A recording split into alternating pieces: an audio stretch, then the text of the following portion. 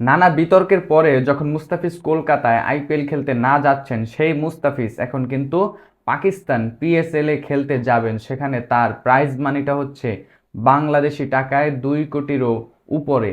মুস্তাফিজ এখন টি-20 বোলিং র্যাঙ্কিংয়ে অষ্টম অবস্থানে রয়েছেন।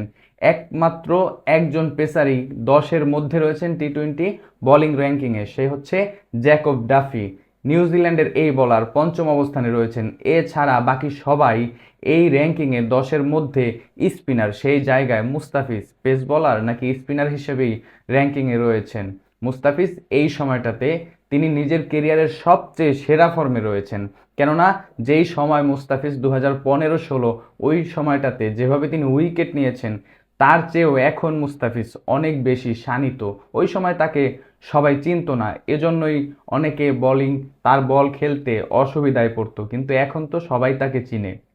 এরপরেও মুস্তাফিজের বল খেলতে অনেক ব্যাটসম্যানরাই হিমশিম খায়। তার মানে মুস্তাফিজ এখনই ক্যারিয়ারের পিক টাইমে রয়েছেন। কমেন্ট বক্সে আপনার মূল্যবান মন্তব্য অবশ্যই জানাবেন।